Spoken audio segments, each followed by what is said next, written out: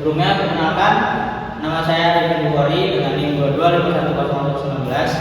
Saya Indra Madani dengan NIM 22510002. Saya Muhammad Farhan Putra, NIM 22510010. Jadi yang kami audit ini dengan judul Audit Sistem Informasi Absensi Karyawan.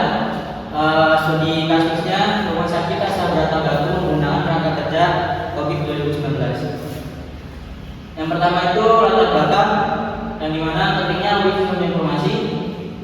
Dari audit ini ada beberapa tantangan yang ditemukan. Yang pertama itu ketidaksesuaian data kehadiran. Lalu yang kedua ada gangguan sistem yang menyebabkan keterlambatan pelaporan. Yang ketiga itu kurang integrasi sistem informasi sumber daya manusia atau high risk. Tujuan dari ini audit menggunakan kerangka kerja COVID 2019 diperlukan untuk menilai efektivitas sistem, menemukan kelemahan teknis, dan menyelaraskan penerapan teknologi dengan tujuan strategi organisasi. Ini adalah langkah strategis untuk meningkatkan kualitas layanan dan akuntabilitas. Lalu ada rumusan masalah dan tujuan penelitiannya. Rumusan masalahnya itu bagaimana tingkat kematangan tata kelola sistem absensi berdasarkan COVID 2019. Yang kedua, apa saja kesenjangan atau gap antara kondisi saat ini dengan standar ideal COVID 2019. Yang ketiga itu ada rekomendasi apa yang dapat diberikan untuk meningkatkan efektivitas dan efisiensi tata kelola sistem. Lalu tujuan penelitiannya itu menilai tingkat kematangan tata kelola sistem absensi, mengidentifikasi kesenjangan antara kondisi existing dan ideal dengan fokus domain APO dan DSS. Lalu yang ketiga memberikan rekomendasi perbaikan untuk peningkatan sistem absensi. Untuk batasan penelitiannya itu audit dibatasi pada sistem informasi absensi karyawan menggunakan kerangka kerja COVID 2019, fokus pada domain APO dan DSS. Lalu ada kerangka konseptual audit tata kelola TI. Audit sistem informasi itu proses penilaian sistem untuk memastikan efektivitas, efisiensi, keamanan, dan kesesuaian dengan tujuan organisasi. Tujuannya itu menemukan kelemahan dan memberikan rekomendasi perbaikan. Lalu untuk tata kelola TI-nya, struktur dan proses untuk memastikan TI memberikan nilai tambah dan mengelola resiko. Penting untuk menyelaraskan pemanfaatan teknologi dengan strategi bisnis, terutama di sektor kesehatan. Lalu COVID 2019, kerangka kerja modern dan fleksibel untuk mengelola dan mengatur TI digunakan untuk menilai tingkat kematangan tata kelola TI melalui domain-domain utama seperti APO dan DSS. Fokus audit yaitu domain uji COVID 2019. Penelitian ini menggunakan dua COVID utama COVID 2019 yang berhubungan langsung dengan pengelolaan dan dukungan sistem absensi karyawan. Yang pertama yaitu ada APO atau Align Plan and Organize, fokus pada penyelarasan strategi TI dengan kebutuhan bisnis serta pengelolaan perencanaan dan kebijakan TI, menilai apakah sistem absensi terencana dan terorganisir dengan baik. Yang kedua ada DSS, Deliver Service and Support, berfokus pada bagaimana layanan TI diberikan, dikelola, dan didukung secara efektif untuk pengguna, menilai operasional harian, pemeliharaan, dan dukungan terhadap sistem absensi. Itu adanya temuan audit berdasarkan domain COVID 2019. Objek penelitiannya adalah sistem absensi karyawan di Rumah Sakit Asabrata Batu. Audit dilakukan karena adanya masalah sinkronisasi data, pelaporan keterlambatan, dan kurangnya integrasi dengan HRIS. Domain yang dipakai itu ada APO. Tidak ada dokumen formal kebijakan tata kelola sistem absensi. Evaluasi belum rutin dan koordinasi HRD TI masih informal. Level kematangannya itu dua, yaitu manage proses.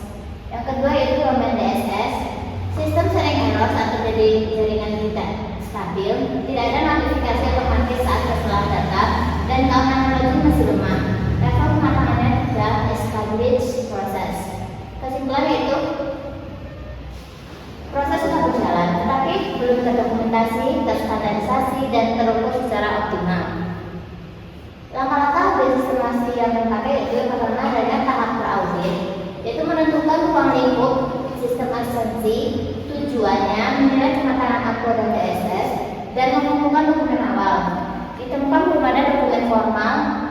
dan audit internal sebelumnya. Yang kedua, tahap pemeriksaan lapangan, itu observasi langsung, wawancara HRD, TI, karyawan, dan analisis sistem. Temuan belum ada SOP tertulis, koordinasi tidak rutin, sistem sering error, dan keamanan rendah. Yang ketiga, data pelaporan, itu menyampaikan hasil audit dan rekomendasi. Temuan utama, kurangnya dokumentasi formal, integrasi terbatas, dan keamanan belum optimal. Dilakukan analisis kesenjangan. Tahap yang keempat yaitu tahap tindak lanjut, memastikan rekomendasi distandarisasikan. Rumah sakit mulai menyusun SOP, menguji coba absensi berbasis barcode, dan memperkuat jaringan.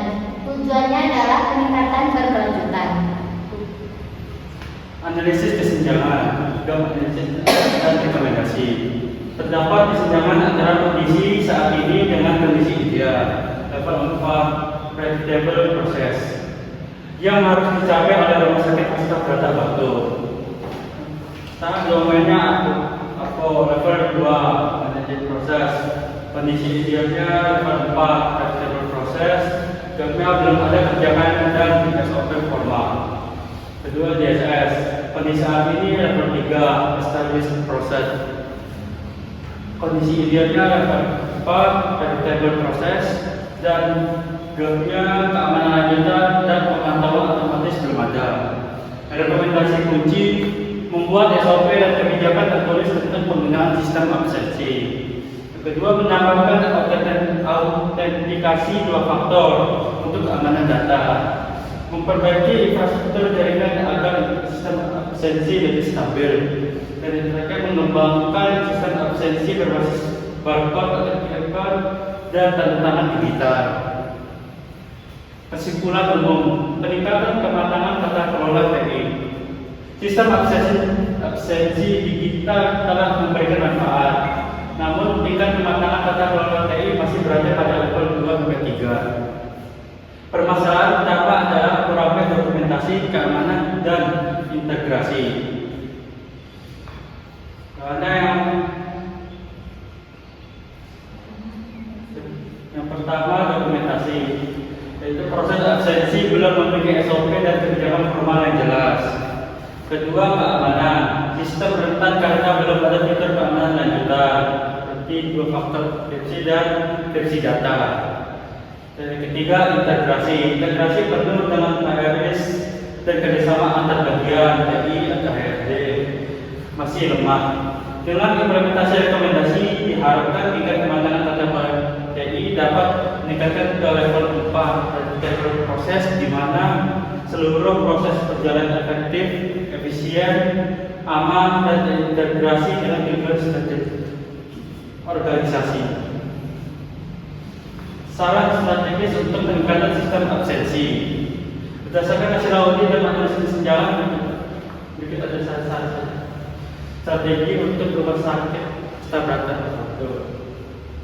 Yang pertama, standarisasi prosedur, menyusun SOP dan kebijakan resmi terkait pengelolaan sistem absensi, termasuk penanganan error dan hak akses. Yang kedua, perkuat keamanan, menerapkan autentikasi 2 faktor, enkripsi data, dan cadangan data rutin.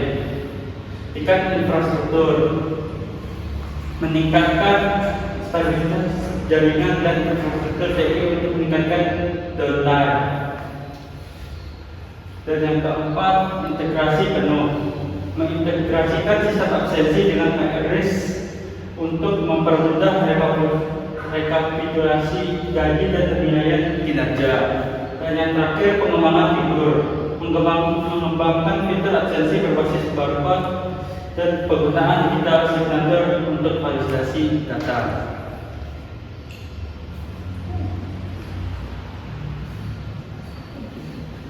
Baik, mungkin untuk presentasinya hanya itu bisa saya sampaikan. Untuk demo dari prototipe sistemnya akan saya sampaikan di video yang berbeda agar alur dan cara kerja sistemnya lebih jelas. Mungkin itu dari kami. Assalamualaikum warahmatullahi wabarakatuh.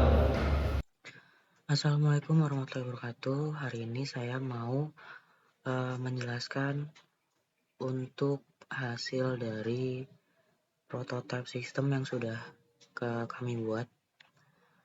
Baik, cara menjalankannya itu pertama kita menggunakan IP lokal, server lokal seperti ini. Di sini saya menggunakan Laragon. Untuk menjalankannya itu pertama kita buka browsernya. Jika sudah terbuka seperti ini, kita langsung akses saja untuk sistemnya. Cara aksesnya seperti ini, localhost.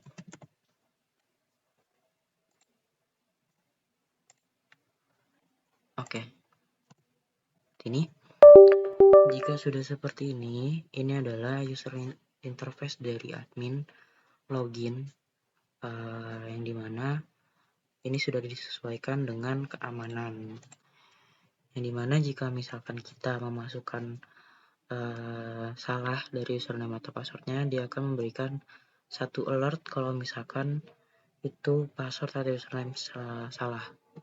Contohnya seperti ini. Nah, seperti ini. Nah, jika sudah, ini adalah halaman dari dashboard admin untuk manajemen semua alur sistem yang akan digunakan. Yang pertama ini adalah tambah kegiatan, yang dimana ini tuh fungsinya untuk menambahkan kegiatan baru, seperti itu.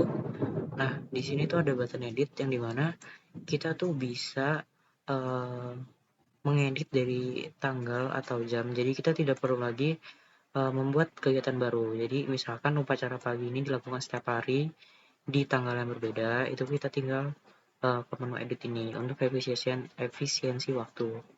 Kemudian jika sudah, kita tuh bisa langsung salin link. Salin link ini itu gunanya untuk dibagikan kepada user pengguna dengan sistem barcode, yang nantinya barcode ini itu mengandung link dari token yang sudah disesuaikan seperti ini. Nah, ini adalah user interface dari user yang akan didapatkan. Nah, di sini untuk waktu absennya itu sudah disesuaikan dengan permintaan juga, yang dimana waktu absen itu bisa diakses 2 jam sebelum kegiatan berlangsung atau 1 jam setelahnya. Jadi untuk toleransi keterlambatan absensi itu ada di 1 jam setelah kegiatan dimulai. Nah, di sini ada form presensi, yang dimana isinya itu ada nama lengkap, jabatan, unit kerja, dan tanda tangan digital. Tanda tangan digital ini digunakan untuk validasi agar data tidak mudah dimanipulasi. Contohnya seperti ini.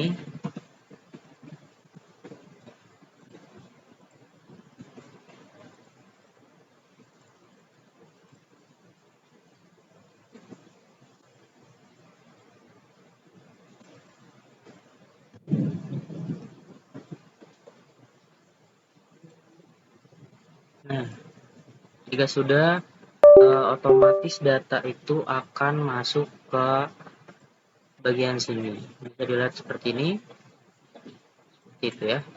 Nah, untuk hasil dari ini itu bisa dicetak. Dicetak itu gunanya untuk